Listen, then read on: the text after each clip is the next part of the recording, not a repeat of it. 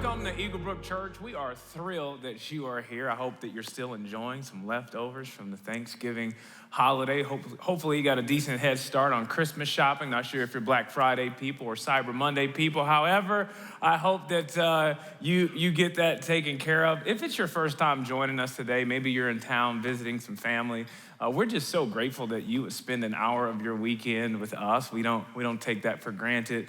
We're starting a brand new series today called Love Has a Name that I believe could change the way that you relate with other people, and I think it could change how you relate to God.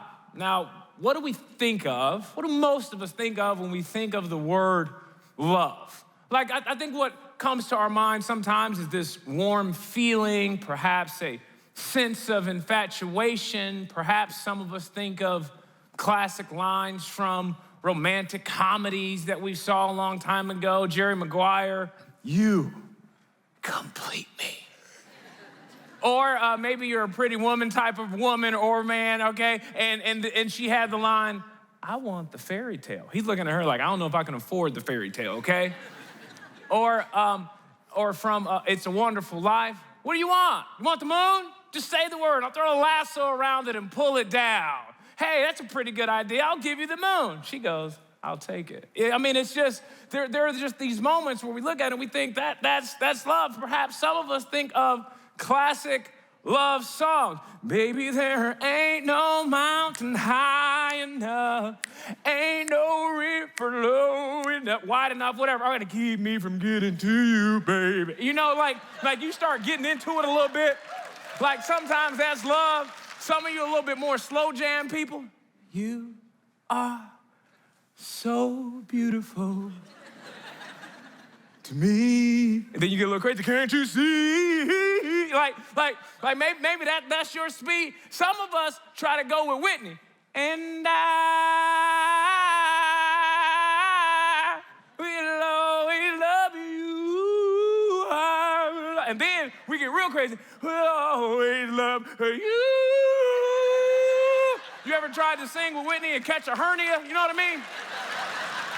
You gotta be careful singing with Adele. Like some people, you need to let them stay in their lane. You just listen to on the radio, okay? Whether it's Whitney Houston, Adele, Justin Bieber, Garth Brooks, Ed Sheeran, Boys to Men, they can write some great love tunes, but love is not a song.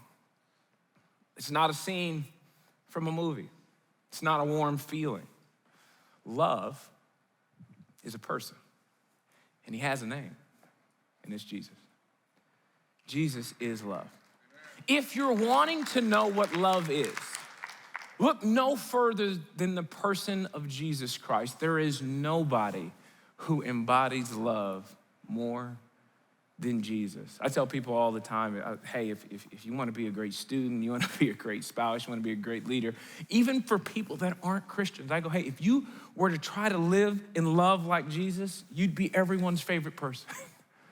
I mean, it drastically changes every relationship that we've had. If you've ever tried to figure out how to handle a relationship, whether it be platonic or romantic, your best bet is to always love like Jesus. So in this series, we're going to look at several encounters that Jesus had with real people to see what real love looks like. Jesus gave a picture of love that I want to look at today that's found in Luke chapter 10. It says, on one occasion, an expert in the law stood up to test Jesus. Not a great idea, but he's a lawyer, so that's what he's gonna do. Teacher, he asked, what must I do to inherit eternal life? What is written in the law? He replied. How do you read it? He answered, love the Lord your God with all your heart, with all your soul, and with all your strength, and with all your mind, and love your neighbor as yourself. You have answered correctly, Jesus replied. Do this, and you will live. A lawyer approaches Jesus with a really good question, and Jesus responds with the question. He wants to know what happens. Jesus is going, hey, young lawyer, when you examine the law, which is typically the Old Testament scriptures, when you examine it, what's your takeaway? Like, what do you walk away with? And the lawyer responds, well, simple. Love God, love people. Just love My neighbor. And Jesus gives him a pass. He says, do this and you will live. To which you would think. The guy walks away. Jesus is going, hey man, it seems like you get the idea of what we're going for here. Have a nice life. You got it. But conversations in Jesus' day weren't that simple, especially for lawyers and rabbis. There was this idea of intellectual conversations were stimulated by, if I ask you a question, you would respond with a question. There wasn't this, oh, let me make my point so the conversation is over. In this day and age, it was, how can we continue the conversation with question after question? And so then it says this, in Luke 10, it says, but he wanted to justify himself. So he asked Jesus, and who is my neighbor? Bro, you should have walked away while you had the pass. But he wanted to justify himself. He wanted to prove himself. So he finds himself in this position where he's diving deeper. And he's going, hey, Jesus, my takeaway is, love God, love people. But just so we're clear, I need to know what people, because surely you don't mean everybody. Like, if we're going to figure out that I need to love my neighbor as myself, we just need to make sure that we're on the same page of who my neighbor is. But there are three fairly noticeable problems with the lawyer's question. The first one is this. The lawyer heard two commands and quickly came to the conclusion he was good on the first one. He's like, yeah, we're good. When we truly consider the depth of the first commandment, then who in the world could say that they have loved God with all of their heart, with all their soul, and with all of their strength, and with all of their mind? Who can say that? Have you met a person that's pulled that off and goes, hey, I'm good, all of it. Yep, heart, mind, soul, all my strength. Man, I don't be thinking about nothing else. I ain't got no job. This is all I do all day. Who does that? Nevertheless, this lawyer's like, man, I'm good. Like, I don't need any improvement on the first commandment. He only dives into the second. So that was the first problem. The second problem is this, is he thinks that the keeping of the second commandment doesn't have anything to do with the first one. He has this idea in his mind. He's like, you know what? I'm already good on loving God. Let me just figure out the neighbor piece. As if you can love God without loving people. As if you can love God without loving his neighbor. It's like, no, they are connected. Like, some of us are just kind of going, you know what, man, me and God are good, but this other person, I'm good. So trying to fulfill this second command to love his neighbor, he finds himself just kind of going, I'm good on the first, but let's talk about the second. But loving God and loving people are a package deal. We see this in 1 John. It says, if anyone says, I love God and hates his brother, he's a liar. For he who does not love his brother, whom he has seen, cannot love God whom he has not seen. And this commandment we have from him, whoever loves God must also love his brother. John's going, you worship and love a God you can't see, but you can't figure out a way to show love to your in-laws over Thanksgiving who you can see. You can't figure out a way to get along with your colleague. You can't figure out how to get along with your boss or your actual neighbor, but those are the people you can see. Part of loving God with all we are is displayed in our lives through loving his creation. If this is true, wouldn't it be trivial for us to say we love God and we'll tolerate all of these people around us? Sometimes that's the place we can get. The third issue with the lawyer's reservation was in his desire to have the definition of neighbor be dependent upon the convenience of his lifestyle. If Jesus' definition were to include his family, friends, lawyer, colleagues, then perhaps this man would be like, all right, I think I'm good. But the Jews in Jesus' day, they did believe you had to love your neighbor. They had no problem with being kind to their kind. But they were also taught it was, in fact, a duty before God to hate your enemy. We even see Jesus recognize this in Matthew chapter 5, verse 43. He says, You have heard that it was said, I mean, you've been taught this for a long time. You shall love your neighbor and hate your enemy. They actually were given permission to hate their enemy. So at this point, it all really depends on how a person differentiates between who their neighbor is and who their enemy is. Jesus chooses to answer this lawyer's neighbor question with a story. It goes like this in Luke chapter 10. It says, in reply, Jesus said, a man was going down from Jerusalem to Jericho when he was attacked by robbers. They stripped him of his clothes, beat him, and went away, leaving him half dead. As we examine this text, one of the first things we have to recognize is the road Jesus is describing here is a very real road. It's not a fictional setting. It's not making this story up. This is a road that everyone would have been familiar with. In fact, this road goes from Jerusalem to Jericho. So it was notorious for crime and muggings. So this road today, it's incredibly windy, having lots of twists and turns, where it would be easy for robbers to have a positional advantage to attack their victims. So this is something the lawyer wouldn't have been shocked to hear Jesus starting off his story with. Like, he's very familiar with this particular road.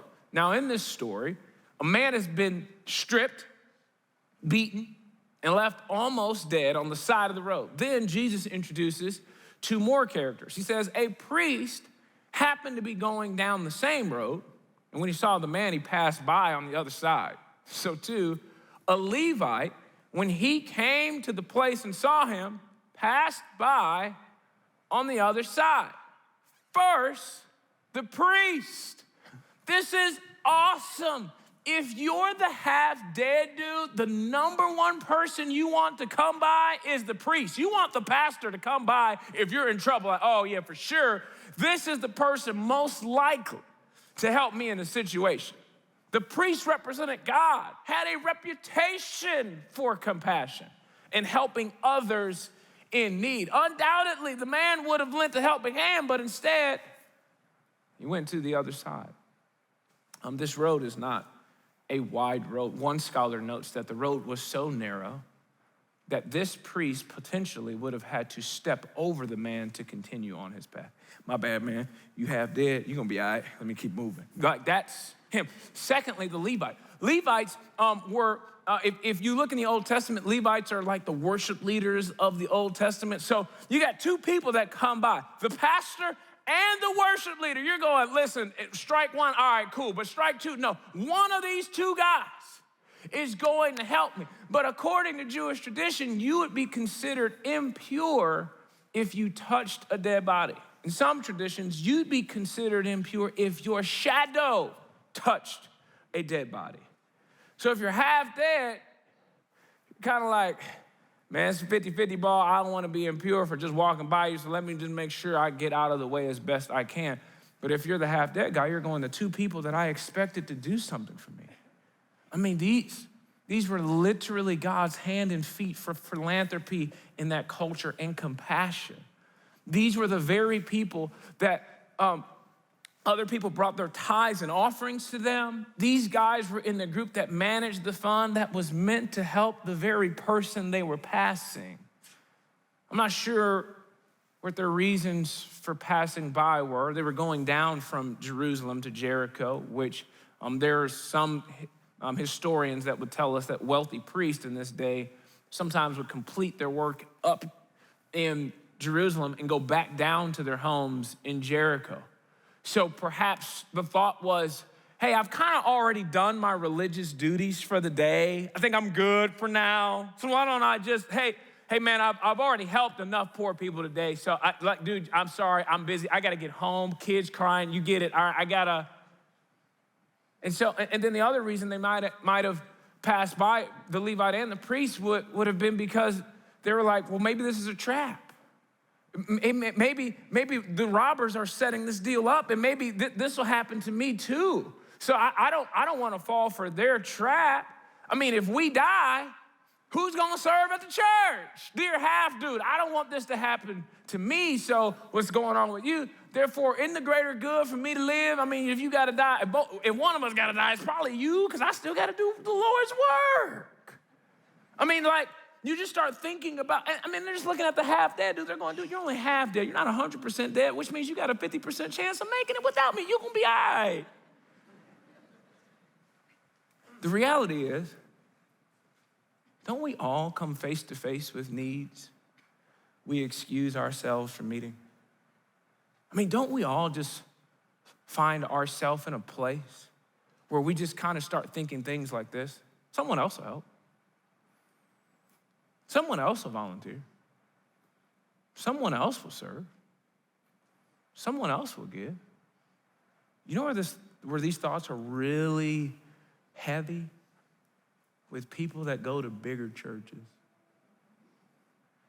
I mean, there's just this thing in us that we could just kind of walk in and be like, man, y'all all right, y'all good. Man, what y'all talking about? We good. You can walk through the children's area and just go, man, they're fine. Someone else, they got it.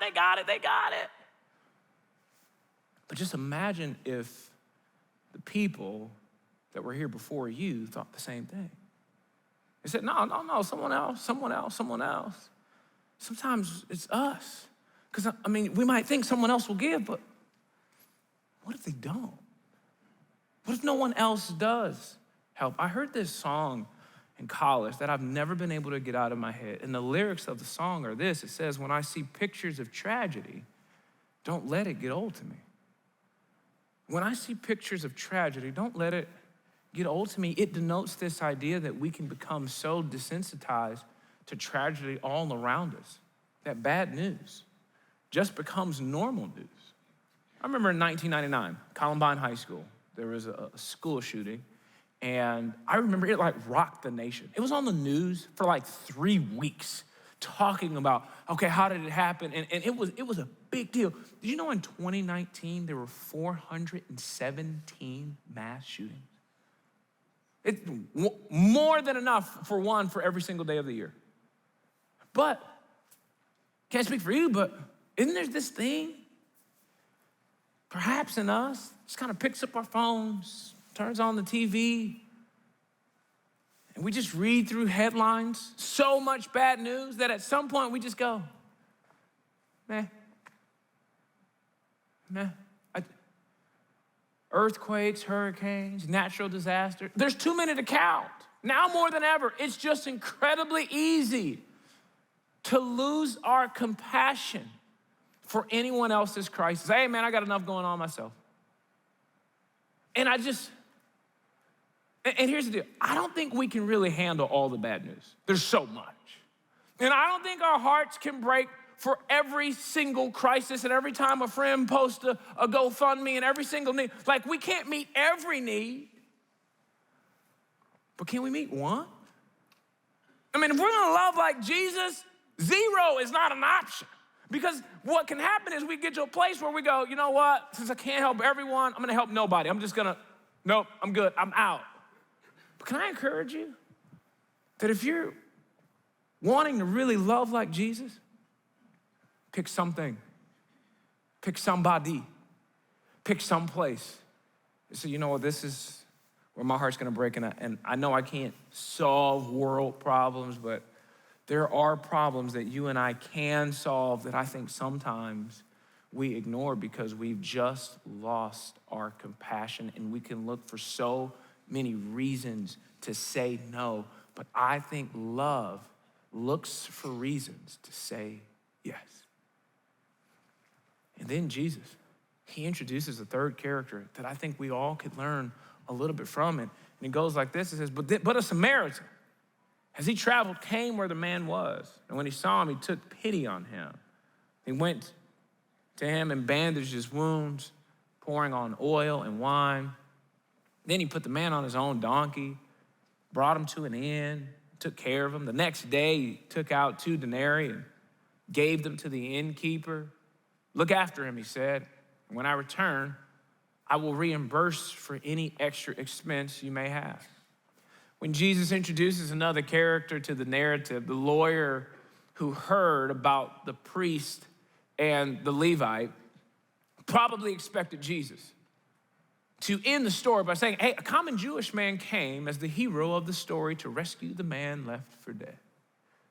Perhaps this would have been another way Jesus would make a comparison between the religious elite and commoners. He did this often. Jesus often shed light on the corruption of religious leaders. So the first half of this story feels as though it may be leaning in a direction beckoning us to root for the underdog. However, Jesus never introduced an underdog. He introduced an enemy. Jesus throws in a major plot twist by bringing in a Samaritan. I mean, what we must understand about this culture and this time period is Jews and Samaritans despised one another, both religiously and racially. Based on cultural norms, the Samaritan would have had every reason to hate this Jewish man and keep on moving in this story. The reason there was so much bad blood is they've got so much bad history, but Samaritans were actually Jews who married other Gentiles. So it was like, hey, you've gone so far outside of you've basically gotten in cahoots with our enemies. You're a traitor. And so they've got bad blood. I mean, it is plausible that the Samaritan in this story would actually walk by and rejoice seeing a Jewish man in agony. Say, man, I'm glad this happened to you. But Jesus tells the lawyer and us that the Samaritan had something for this man he shouldn't have had: compassion. He took pity on him. He had the opposite reaction of what would have been considered normal. The man left for dead never even asked for help in the story. But the Samaritan did not need a request to respond. The Samaritan was the first responder. He was the first aid. In one of his last messages at the end of the civil rights movement, Dr. Martin Luther King Jr. Stated this regarding this text. He says, the first question the priest and the Levite asked was, if I stop to help this man, what will happen to me? But the next part is, he says, if I do not stop to help this man, what will happen to him? He's moving it from going, okay, well, what can happen to me, to going, well, what will happen to him if I don't do something? And you just have to think about, what are the questions that we often ask ourselves about this particular text? We can just find ourselves in a place where we're going, you know what? What's gonna happen to me? Versus what's gonna happen to them if I don't help? The wine the Samaritan had in the story containing alcohol would have helped to sanitize the man's wounds. The oil would have helped to ease his pain. Both of these remedies would have been a normal response for the man's external medical needs. But then he goes the extra mile because he puts the man on his own animal, which means the Samaritan would have had to walk the rest of the way. This is a man whose schedule and life has been inconvenienced completely. Not only was his life inconvenienced, but Jesus also tells us he took out some money, gave it to the innkeeper when he brought the man to stay. The Samaritan's love for this man has now impacted his wallet, not just his schedule, now his wallet. The money that he gave would have provided for this man, scholars tell us, it would have provided for this man stay at the inn for about 3 weeks. 3 weeks. You know how most of us are, we're like, oh, you need a place to stay? Like just tonight? Oh, okay, I got you for one night. A week? Nah, man, you're gonna have to go to the Holiday Inn. I ain't got time for it. But this guy goes, no, I'm gonna put him up at an extended stay, and hey, I'm gonna leave my car at the front desk. Whatever he needs, take care of. I mean, this is someone that is going the extra mile. He goes, hey, man, if there's any extra cost, hey, put it on my tab. I promise you, I got you when I get back. Man, this shows us that the Samaritan not only carried out a good deed for a day. Some of us, we have moments of compassion. We're like, yeah, this is great. But then, you go right back to being you, 10 minutes later. You know what I mean? And on some level, we've got to go, man, when will love move us to have a whole lifestyle of compassion? Like a good Samaritan. He's going, man, I want to exemplify extraordinary and sacrificial love for man he should have hated. I think one of the places any person trying to follow Jesus can find themselves in is loving God and loving their neighbor right up to the point of it causing an inconvenience to our schedule or our wallet. We go, we're in this thing, but up to a certain point of comfort. I think the needs in our community that we often ignore are a result of us just being so primarily consumed with all that comes with our busy schedules and previous financial responsibilities. I can't help you because I can barely help myself. I don't have time for you because I barely have time for myself. How can I give you some money when I barely have enough money for me? I was with my family and had to stop at the post office one day, and there was a mom and 3 kids outside the building with a sign that just said, "Help, we'll work for food." And as I was walking into the post office, a lady was walking out of the post office, and this mother asked this lady for help. And this woman responded with something that really made me think, and it really challenged me as a Christian. This is what she said. I'm not trying to throw her under the bus, but I'm gonna just tell you exactly what she said out loud to this woman in front of me. She says, "I give my money to the church down the street, so go ask them for it."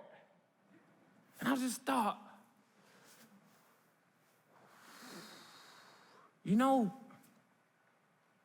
she kind of has a point. But my second thought was this: does giving to church excuse us from being the church? Like, this woman's a good person. She's a Christian who gives to her church. That's awesome. But my conviction in this moment was the disdain in her voice for the family situation. That's what got me.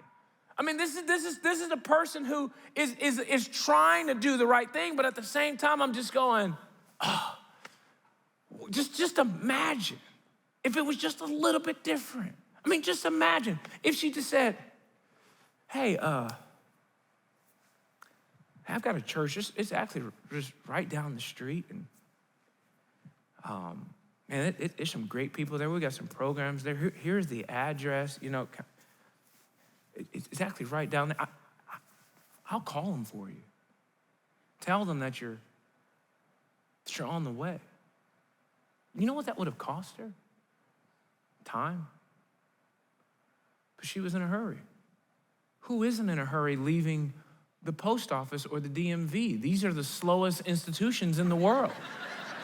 I'm like, y'all got dial-up internet back there? Like, what's going on? Why are we here for 5 hours to send a letter to my grandma? That's all I want to do. So I get her angst and her aggressive nature walking out of the post office. I'm not knocking the lady because I was walking in, she was walking out. So she got the attitude in there. I know that for sure.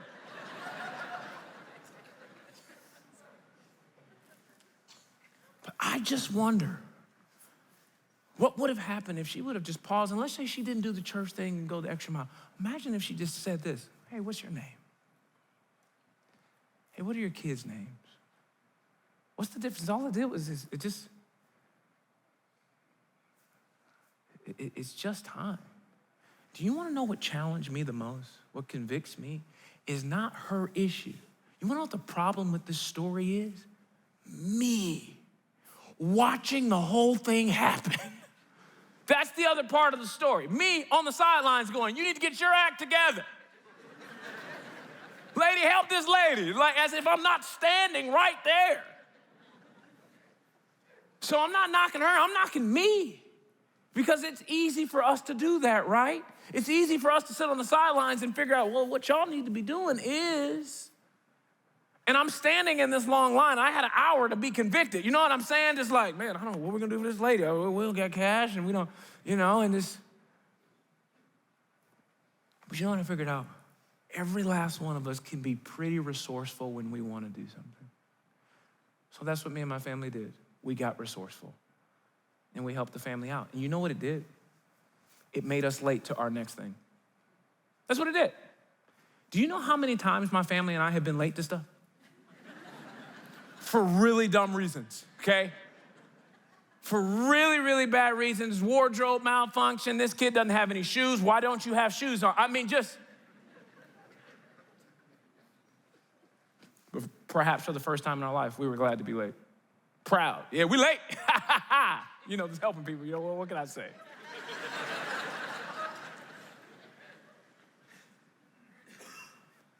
Jesus concludes his lesson for the lawyer with this. He says, which one of these three do you think was a neighbor to the man who fell into the hands of the robbers? The expert in the law replied, the one who had mercy on him. Jesus told him, go and do likewise. Go be like the Samaritan. Let your schedule be a little inconvenienced. If it causes your wallet to be a little inconvenienced, great. Here's the deal. I know we can't pay attention to every single headline in the world and every single crisis. But can I encourage each and every one of us to pay attention to the conviction of the Holy Spirit? That in a moment, you know it. It could be at a restaurant, it could be at a grocery store. You just have this nudge on the inside of you that says, help. And in that moment, don't ignore it. Because Jesus paints a picture of a person who proved to be a neighbor to someone who lived outside of their neighborhood. In fact, Jesus paints a picture of a man who had an opportunity to help a stranger. He had a lot of reasons to despise.